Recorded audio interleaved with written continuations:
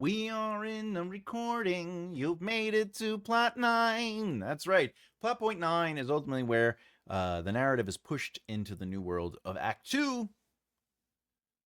But let's be honest. You've written the first act. You've gotten to this point where the protagonist themselves has been thrown into chaos through the pinch or the twist, and they're struggling, which they should. They have discovered something that changes everything, and then you're like, but how do I make it a smooth transition into the new world? Well, that's the job of plot point 9. And it is technically doing double duty. So today I want to show you how to write a PP9 that resolves Act 1, closes out Section 3, and pushes your protagonist across the threshold into a new world they can never leave. After all, plot point 9 is because of the twist or pinch. The protagonist is pushed into the new world. All right, this is the last moment before everything changes. All right, let's talk about something very important, though. The double duty. Plot point 9 is unique, like most ending plot points. Okay, because you have 9, you have 18, and then you have 27, right?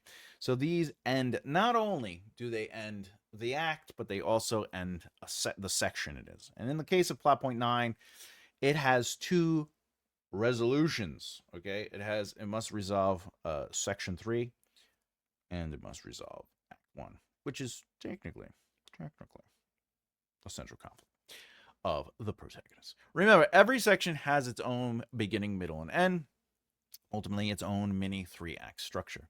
You build up conflict in plot point 7, you escalate or twist that conflict in plot point 8, and now in plot point 9, you need to resolve it.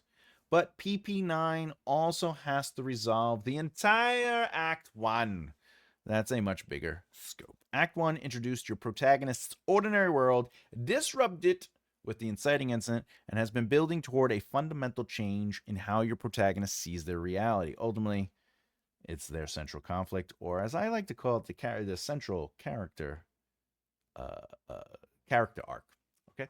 All right, now, with that said, I had a brain fart, by the way. Okay, here we go. Think of it like this. Section 3 is a short-term problem that needs solving, while Act 1 is the long-term transformation that needs completing.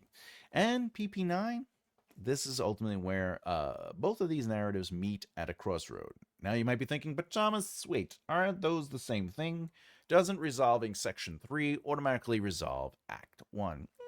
Not quite. So let's talk about the two different conflicts. Let's work with an example. We'll call our protagonist Bob. Bob is an accountant. He hates his job. He hates his boss. He works with his best friend, and he's in love with a coworker he's never told feelings to. Remember, we also have an alien invasion happening. So they take over the city. Bob's ordinary world is completely destroyed and changed, right? But the central conflict of Act 1 is survival. Aliens showed up, they've disrupted everything Bob knew, and now he and his group are just trying to stay alive.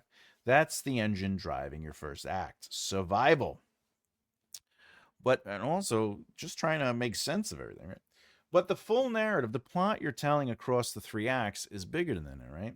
This plot is about Bob learning to be proactive instead of reactive. It's about him discovering that his boss is actually an alien who's been on Earth for years, and eventually Bob will have superpowers. We'll talk about that later on. Now, Section 3 has its own specific conflict, but by this point in your narrative, Bob has left the building he worked in. He's out in the city learning that the invasion is bigger, and then he thought, maybe we should go back inside. It's a little dangerous out here in the city. When they go inside, what happens is they discover their boss, that he doesn't like, by the way, the boss he hates, is actually an alien. And he's been on Earth for several years, and he's grown to basically appreciate humanity. This was the plot twist, the revelation that changed everything Bob thought he knew. He hated his boss, but now he's like, oh, and you're the enemy? But you're not the enemy? You actually like us? You want to help us? So plot point 9 is where they have that emotional truth, that discussion. You're an alien. Your people are trying to kill us. What do you mean you like us and you want to help? You've always been so mean to me. So that's an argument they're dealing with, okay? This is the specific conflict of Section 3. Bob has to reconcile what he's learned about his boss with the reality of the alien invasion happening around him. So, Act 1 conflict, surviving the alien invasion, and Section 3 conflict, processing the truth about the boss being a friendly alien. See, there's a difference. Okay, one is the broad action oriented, and the other is the specific internal. But ultimately, think of acts. I'll put it this way: think of the act, okay, as its own story, and then think of each section as their own smaller micro stories that are sort of looking at. Because there's a thing about like, let's say you were writing a fantasy novel and it was about war.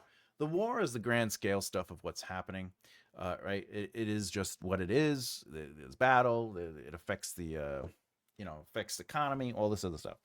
But the story of the blacksmith is being influenced by the greater war of the act per se, but they are dealing with their more intimate emotional thing, their central conflict, their character arc, their central character arc, I should say, or what's driving them, their emotional micro narrative. Okay, so you have to think of it like that. All right, so Act 1, Section 3, plot point 9 should technically be resolving whatever was set up in Section 3 of Act 1. And then, of course, you have the overarching bigger story happening.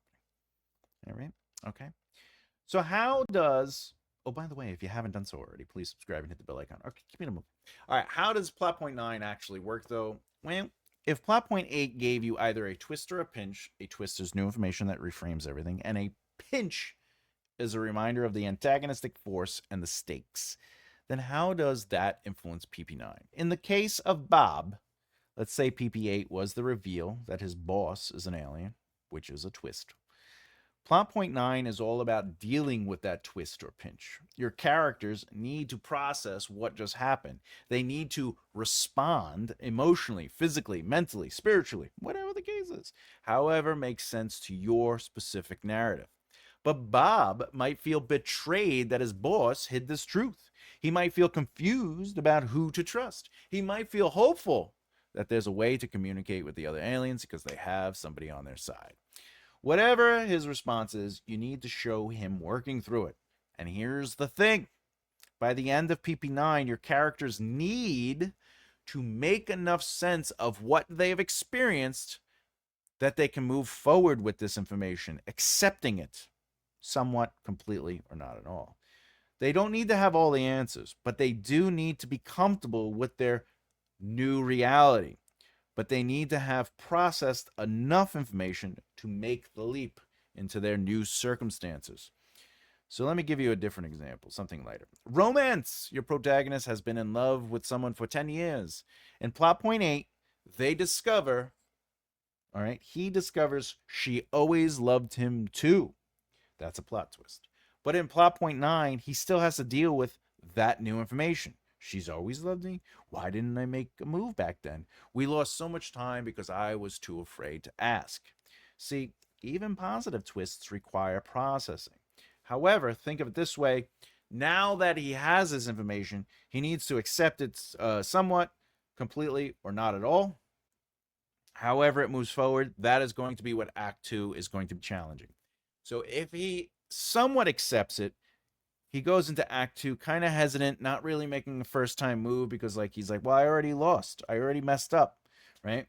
If he accepts it completely, he's like, oh, since we've always loved each other, let's go on a date. Let's see how it works. And now Act 2 is really about exploring that.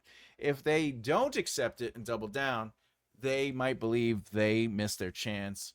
And it's great that she had always loved him, but it's ruined now. Like he can't, and the character has to believe that, right? And they go into Act 2 working that out. That's all I'm saying. That's all I'm saying. Oh, by the way, if you didn't know, makearightleft.com. I have books, I got newsletters, you name it, I got it. Also, you could go to Patreon through my Make a Right Left here, and you could subscribe to the Scribe tier. And the reason I say that is ultimately because Death of a King, my epic fantasy novel, is available.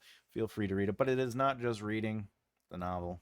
You could also, it's educational. It teaches you the process behind of why I made choices, why I made edits, why do you say that? Well, because I show you short form, the extended outline, and then I show you zero draft, first draft, and third draft before the polish. So you do learn a lot. You do learn a lot. All right, with that, let's get into the right mindset. Okay. Plot point 9 is doing a lot of heavy lifting. Remember that. It's resolving 2 narrative threads at once. Your protagonist has been through hell in Act 1. Or heaven, we don't know. They've been disrupted, challenged, and transformed because of plot point 8. And now, in plot point 9, they are reaching the crossroad of, not necessarily, they are crossing over the threshold. They step into a new world, the world of Act 2, and they can never, ever, ever go back. And I've always been a fan of looking at what has come before and then thinking of ways to twist it, taking the narrative that is and asking myself how I can shift it once I get to Act 2. But use plot point 9 as a way to allow characters to process what has happened in plot point 8. So plot point 9 is processing the emotional or physical or mental or spiritual energy that has ultimately been the result of the consequence of plot point 8. By the end of plot point 9, whether you do this in a chapter or 3 chapters or 5 chapters, by the end of plot point 9, to go into Act 2, they must accept the information that was told somewhat, completely, or not at all. If they don't accept it, by the way, like if they're like, no, then they double down on their position. And then Act 2 explores where they are. So if they accept it completely, they're in it to win it. If they accept it somewhat, they're hesitant. But if they don't accept it at all, they double down, and now they have to deal with being resistant to the truth.